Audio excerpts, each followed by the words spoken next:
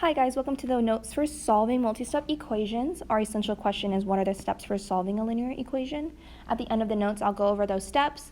They're not steps that you have to memorize or look at every time, but it is there in case you need that assistance during homework. So we have some vocabulary words here, which are solve, solution, term, and like term. I am going to go through these notes fairly quickly because they are pretty long and I don't want the video to be too long, but if you feel like it's too fast, you can always stop. So the first word we have is solve. And the definition for that I'm going to use is to find the solution. Oh, what happened to my the there? It died. To find the solution. Okay, and I apologize for the tapping. My Apple Pen is pretty loud, so there is going to be tapping. All right, a solution. Well, a solution is the value of the variable that makes the equation true. So if something's a solution, it needs to, when you plug it in, be good. It needs to make sense. It needs to be true, right? All right, so a term is either a number, variable, or both that is separated by plus or minus signs. And let's talk about what that is. So for example, 3x minus 5. How many terms do I have here? And a common answer I get is 3. So they're not 3 terms, right? So a term is separated by minus or plus signs. So that means I have 2 terms here. I have 3x and I have 5. Those are my 2 terms. So this would be 2 terms. Let's do another example. And I'll go ahead and go over here and write, let's say 5x plus 2 minus 3x, or 3y. Let's do 3y, right? So here I have 3 terms. There are 3 things, 3 items, that are separated by a plus or a minus. And the reason why the definition says either a number, variable, or both is because it could be a number and a variable by itself, or just a number by itself. So that's why it's kind of, very broad. It's like, well, this, or this. The last thing is a like term. This is super important, and we're going to use this in today's notes many times. So a like term are terms that have the same variable and exponent. Okay, so their variables are the same and the exponents are the same. So for example, 2x and 5x. Those are like terms. Why are they like terms? Well, their variable is the same. The x and the x are the same, and their exponents are also the same. And you're like, well, I don't see an exponent. I'm like, well, there's technically one there. We just never write it. It's technically a 1, and we don't really write it, though. It's just like we don't write 1x. We just write x. So their exponents are the same, and their variables are the same. Let's do another example. We have maybe 7x squared and 4x squared. Those are like terms. Actually, I'll even go ahead and change the variable so we have something different. Let's do 7y squared and 4y squared. Okay, so their variables are exactly the same and their exponents are exactly the same. So what are like terms and why they're important? Like terms can be combined, okay? So let's talk about combining like terms. Let's say I have 4x plus 5x, okay?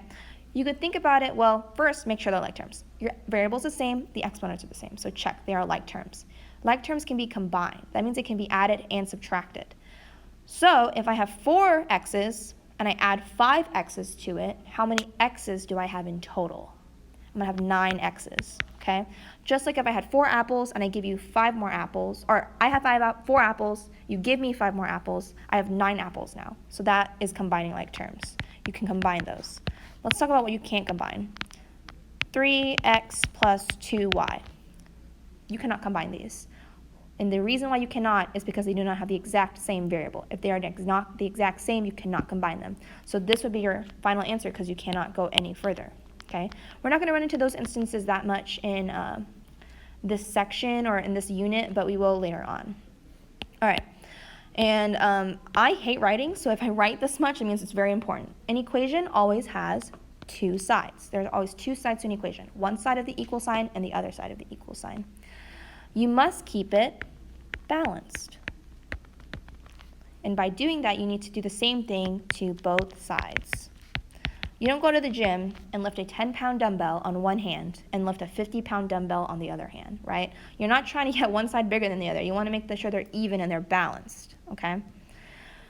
All right, next part is a star. To get rid of something, you're going to perform the opposite operation. So I have get rid of in parentheses because you're technically not getting rid of it. You're just kind of canceling it out, you know? So to get rid of it, you perform the opposite operation. That is the key word, opposite. I'm going to go ahead and highlight that actually. Opposite. Goal. The goal of solving an equation is to get the variable by itself. Okay? Get that variable all by itself and you'll be good. That's what you want. All right, this next section of the notes is one-step equations. This is a review from middle school, from 8th grade, 7th grade, you know. So we'll go ahead and go over number 1. It says one-step equation. That means there's only one step to solve the equation. So here I have x plus 5 equals 7. The variable I am solving for is x. And I notice that there's a plus 5 next to it. Now, in order to get rid of that 5, I need to do the opposite. So since it's a plus 5, I need to subtract 5. Okay? And I have to do that to both sides. I know some of your teachers in middle school drew a little wall for you down just so you know which side was which. I'm particularly not going to do that. I will do it for this example and maybe another example later on, but you know, every day in class I'm not going to really be doing the whole wall thing. So I'm going to subtract 5, and I have to do it to both sides. I have to keep it balanced. So 5 minus 5 is 0. So these have canceled. You've gotten rid of it. And all I have left over there is an x equals, and then I have 7 minus 5, which is 2. Since my variable is all by itself, it means my solution is 2. Okay, remember the solution is the value that makes the equation true. So if I plugged in a 2 for my x, I would get 7. All right, number 2, 3x equals 18. I notice that I have something attached to my x, and that is a 3. They are attached by the operation of multiplication. So if I want to get rid of or cancel that 3, I need to do the opposite operation. Currently, it's being multiplied. That means I have to divide. So 3 divided by 3 is 1. So these technically go away. It's technically 1. It's not 0. So you have x equals 18 divided by 3, which is 6. So that is your solution there. Okay, next one, we have x divided by 5 equals 4. So the operation happening here is division, right? X is being divided by 5. Well, I want to get rid of that 5, so I have to do the opposite, which is multiplication. Well, I'm going to multiply. I'm going to multiply by 5. And what is 5 technically over? It's technically over 1, right? We learned this in elementary school and in middle school that whole numbers technically have a 1 as their denominator. So I'm technically multiplying by 5 over 1. Well, those 5s will cancel, and I just have x over 1. But I really just need to write x. So I'm going to go ahead and just put x. And then all I have left on that side, well, what did I forget to do? I forgot to multiply the other side by 5, right? If I multiply the other side by 5 over 1, I get 20. All right, so that was review. This is also review because I know that you did two-step as well in middle school. So we're going to review the order of operations first. So let's go ahead and do that. We have PEMDAS, PEMDAS. This is something that we hear a lot. And fun fact, Canadians don't actually use PEMDAS. They use BEDMAP, which is a little bit different, but it means the same thing. Or BEDMAS, sorry. Okay, P, that stands for parentheses. So we learned the order of operations. These are the order of operations for simplifying something. So we're going to review those here. We have parentheses, exponents, multiplication, division, addition, and subtraction. Okay, So we have all of these operations here. So that means that when we're simplifying something, we always start with the parentheses and go to the exponents, multiply, divide, add, subtract. Now there's something special about multiplication and division. These, whichever comes first is what you do first. So not always will your multiplication go first. So whichever is first, left to right. And actually, it is the same rule for addition and subtraction. So whichever is first, left to right. So that is going to apply for addition and subtraction together and multiplication and division. That's for simplifying, right? So when we're solving equations, the order is the opposite. Okay, it is the opposite when you're solving equations. You do the opposite thing. So you start with addition and subtraction and go backwards. All right, let's go ahead and get into some two-step here. So the first thing I'm going to look at is number 1, which is 8x minus 5 equals 11. Okay, now you always want to do the opposite of order of operations. So the order of operations has to do adding or subtracting first if I can. And I know for a fact that I need this x by itself. So I'm going to look at that side. And I'll go ahead and split this down the middle so that we kind of see that for the first example, but I'm not going to do that for the rest. All right, the first thing I'm going to do is I'm going to add 5. And why am I adding 5 and not subtracting 5? Well, this is a minus 5. I have to do the opposite if I want to get rid of it. I want to cancel it, so I have to do the opposite. So I'm going to add 5 to both sides, and then that goes away. And you're like, well, why didn't you do the 8? Why didn't you get rid of that first? Remember, add or subtract first. And you have 8x equals 11 plus 5, which is 16. And then my last step here, 8 times x, so that's multiplication. So I would do the opposite, which is division. So I have x equals 2. That is my solution. Now how would I check this? Well, in order to check this, I know my solution is 2, but I want to check if it's really my solution. So I'm going to take that answer, and I'm going to plug it in for my x over here. Okay, plug that in into that little nest over there. So that means anywhere I see an x, I'm going to plug a 2 in, right? Because that's my solution for x. Now I have 8 times 2, which is 16, minus 5 equals 11. And then I'm going to simplify further. 16 minus 5 is 11. And 11 does indeed equal 11. So it's true. The solution made my equation true. So this is correct. I am correct. If you were to do this on a quiz or test, that'd be great because you can always know if you're right or wrong in that problem. All right, number 2 is 9d minus 4d minus 2 equals 18. Okay, what is something different about this one that we haven't seen before? Well, now we have 2 variables. They're the same variable, but, I messed up my English. They're the same variable, but there's 2 of them. So let's see if we can combine like terms. You can only combine like terms if they're on the same side. So if you really wanted to draw the line and check where your side was, there it is. So 9d and 4d are the same variable. They are the same. So they're like terms. They have the same exponent, so they can be combined. If I have $9 and I take away $4, how many dollars do I have left? I have $5. So I can combine these. These are like terms. So I'll go and highlight those for you. These are like terms. And I always take the sign with it. So there was a minus sign here. I want to make sure that's there. So I have 5d minus 2 equals 18. Okay. Next part here, I have 5d minus 2 equals 18. So now I want to get the d by itself, but I have the 5 next to it.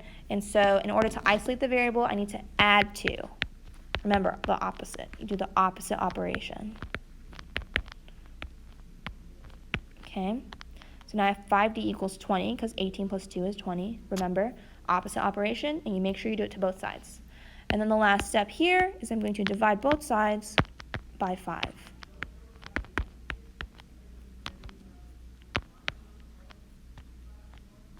How would I check? Well, in order to check, I would plug everything back in from the beginning, right? I say that d equals 4. Well, if I say d equals 4 and I claim that, I need to plug in the 4 into both of those. So I have 9 times 4 minus 4 times 4 minus 2 equals 18. So all I did here was plug in the 4 for where my d values were. And then now I'm going to simplify. 9 times 4 is 36. Minus 4 times 4 is going to be minus 16. Minus 2 equals 18. okay? 36 minus 16 is 20, minus 2 equals 18, and then I have 20 minus 2, which is 18, which also equals 18. So that is correct. That is good to go. All right, number 3, we have 5a plus 3 times a minus 2 equals 26. So what's different about this one that we haven't seen before? This one has parentheses, and we haven't seen parentheses yet. Now, there is a property that you learned in 6th grade, and it's called the distributive property. You can distribute. So if you want to get rid of parentheses, so to get rid of parentheses,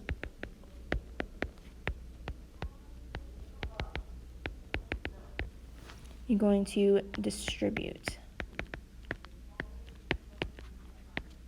Okay, you're going to distribute in order to get rid of the parentheses there. So, I see parentheses, I see a number on the outside. I have a positive 3. Positive 3 times a is going to give me a positive 3a. Positive 3 times negative 2, whoops, I wrote on the other one, times negative 2 is negative 6. So I went ahead and I already distributed, got rid of that, and I'm just going to copy everything else down. Okay, so I copied every single thing down. Now I'm going to look and see if I can simplify any further, if I have any like terms or anything of that nature. And I do see that I have like terms. I have 5a and I have positive 3a. Remember, like terms have the same variable, same exponent. If they're not, you cannot combine them. So that means that 5a plus 3a is going to be 8a because I add them together.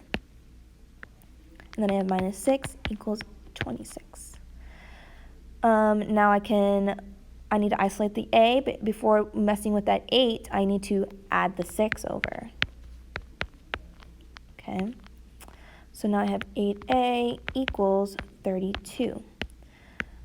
Now, the reason why I added 6, remember, you do the opposite. And you do it first because you do order of operations backwards. Divide both sides by 8. And you have a equals 4. Because 32 divided by 8 is 4. Okay? So, again, if you see parentheses, you distribute. Go ahead and try number 4 on your own and see if you can get it, see if you got it. Very similar to number 3, you know. You see parentheses, what should you do? Distribute. All right. So, I'm going to go ahead and distribute. I see parentheses. I see a negative 7, so I'm going to take negative 7 times x. Negative 7 times x is negative 7x. Negative 7 times negative 3 is going to be positive 21. Okay, and I'll copy everything else down the same way I see it. All right, now I'm going to look for some like terms. If I see any like terms here, well, I see one set of like terms. I see negative 7x and positive 2x. Those have the same coefficient, not coefficient, the same variable, right? And if you're wondering, coefficient is the number in front of the variable, okay? All right, so those are like terms. So negative 7x plus 2x is going to give me negative 5x, okay? So I have plus 21 still. I still have the 5 in the front and then the 6 over here. So all I've done is combine my like terms. I haven't moved anything. I haven't canceled anything. It just combined. All right, now I'm going to keep looking. Can I go ahead and keep going, or do I have more to simplify? Well, what do I see here that are technically like terms? Well, 5 and positive 21, right? I can add those. Those are regular constants. Those are numbers. I can add those. So I'm going to add them. 5 plus 21 is 26. So I've combined those, and now I have negative 26, positive 26 minus 5x equals 6. And now I can begin moving stuff from side to side. All right, so I need to get the 5, or the x by itself, but the negative 5 is attached and the 26 is over there. Well, I noticed that the negative 5 is attached to the x by multiplication, but the 26 is out there connected by technically addition. So the 26 is positive, right? So if it's positive, in order for me to move it to the other side, I have to subtract. So I'm going to subtract 26 on both sides. And I have negative 5x equals negative 20. Okay? I'm going to divide both sides by negative 5.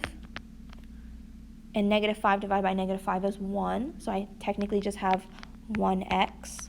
And negative 20 divided by negative 5 is 4. All right. So we just have about 4 more examples, and then we'll get to the step. So we're almost to the end of the notes. All right, number 5. 20 equals 2 times 10 minus 4h, in parentheses, plus 2h. And I have some notes here, so that means there's something important with this one. So again, I see parentheses, I'm going to distribute. If you want to go ahead and pause the video and try it on your own, you may do that. It is always good to try on your own, especially if you're taking notes, because it's okay to make a mistake during notes. And if you're not taking notes, that is wrong. You should be taking notes. All right, so this is going to be 2 times 10, which is 20. And then 2 times negative 4h, that's going to be negative 8h. So make sure we multiply correctly there. I've seen some mistakes about that. All right.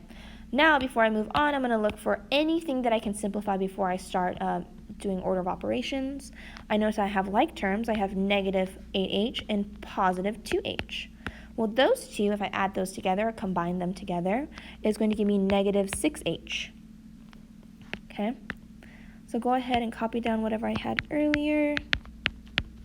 So I have 20 equals 20 minus 6h. So I've combined those like terms. Now, my h is not by itself. I have a 20 still over on that side. So I need to get rid of this red 20 over here. So I need to subtract 20. Remember, you do the opposite. That 20 is a positive, so you're going to do the opposite. I'm going to subtract 20. Well, 20 minus 20 is 0 on that side, so that cancels. But 20 minus 20 over here is also 0. So I'm going to put a 0 there. And then I have negative 6h. Okay? Now, I still need the h by itself. So I need to do the opposite operation, negative 6 times h. So I'm going to divide by negative 6.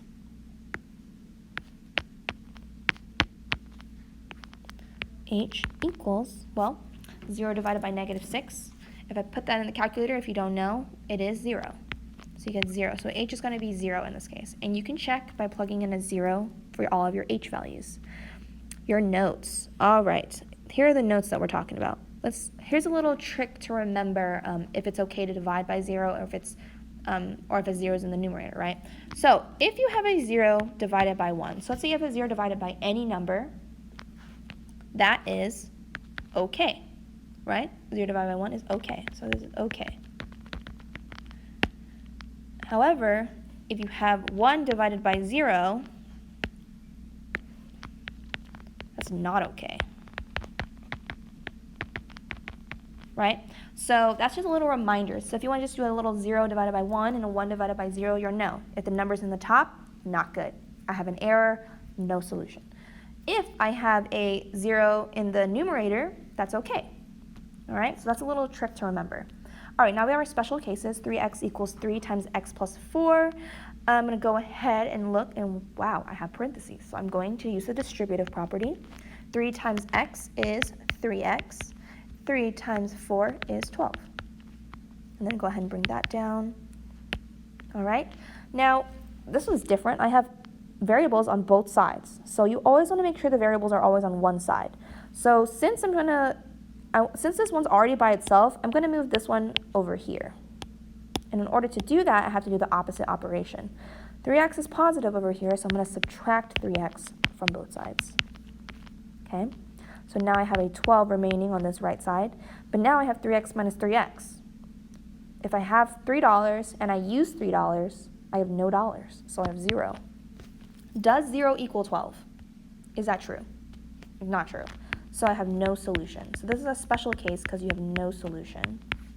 It means that any number you put in for x is never going to work, ever. All right, number 2. 2x minus 10 equals 2 times x minus 5. Again, I see parentheses. I'm going to go ahead and distribute.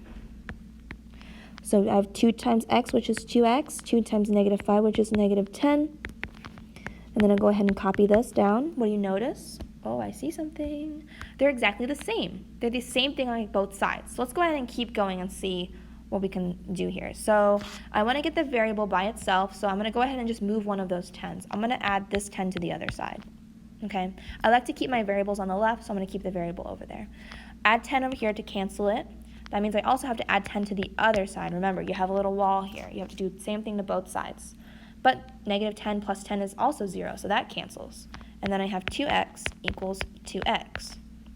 Those are still the same. Okay, well, let's keep going then. I want all of my x's on the same side. I'm going to move this one over here. So in order to do that, I need to subtract. So I'm going to subtract the term over, subtract 2x, and then I get 0, but on the other side I also get 0. Does 0 equal 0? Yeah, it equals 0. So this means it's infinitely, I spelled infinitely wrong, infinitely many solutions. Okay, now here's how you know if it's infinitely many. If it's the same thing on both sides. So if you noticed in this step that they're exactly the same, just put infinitely many solutions. If you noticed in this step that they're infinitely many solutions, then write it.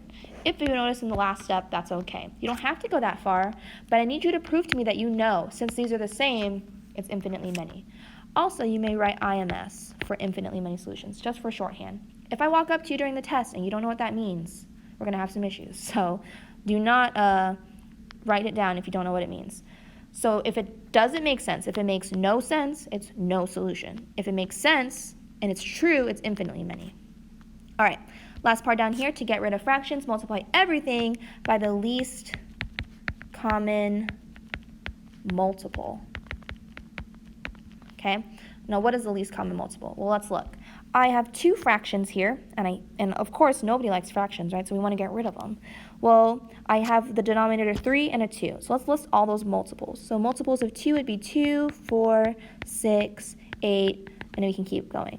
Multiples of 3 would be 3, 6, 9, 12, and then we could keep going. I'm looking for the number that they have in common that's the smallest they have in common, and that would be 6. That means I'm going to take the entire thing and multiply everything by 6, okay? Now, if it helps you, you can do one side at a time. So take this side, multiply by 6, and take this side and multiply it by 6, because anything you do to one side, you do to the other side, okay? Now, I'm going to multiply everything by that, so I'm going to distribute. So 6 times 1/3 x. If you don't know how to multiply that in the calculator, please come see me, but 6 times 1/3 is going to be 2x. And then 6 times 1/2 x is going to be 3x. And then 6 times 60 is actually 360. And at this point, I'm like, oh, wow, look, my fractions are all gone. Life is good again. And I have like terms. Let's go ahead and look at these like terms. 2x plus 3x. Those have the same variable, same exponent, so they're like terms. That's going to be 5x. And the last step here is to divide by 5, because that is the opposite operation that I have to do. So x equals 72. Perfect. Okay. All right, so the last part. These are the steps for solving linear equations. So the first thing, to get rid of the parentheses, you distribute. Okay, and then I'm going to go ahead and change this to least common multiple, because that's what I called it. But you're going to multiply by the least common multiple to get rid of the fraction. So I multiplied everything by 6 earlier. You're also going to combine like terms on the same side. You're going to move all variables to the same side by either adding or subtracting. The bell's about to ring in a second, so if you hear it, I apologize, but I will keep going. I will keep going until we finish. So move by adding or subtracting, you're going to move variables one side to the other. You're also going to add or subtract to get rid of a constant. And if you don't know what a constant is, I'll give you an example. So we have 3x minus 6 equals 2. A constant is like this 6 here. It's something that's just a number. So if a constant is a number just by itself. And then the last thing, to get the variable alone, you're going to either multiply or divide. So for example, I can give you one real quick. If I have 3x equals 2, then you would divide by 3 to get the variable by itself. But if you had x divided by 5 equals 7, you would multiply both sides by 5.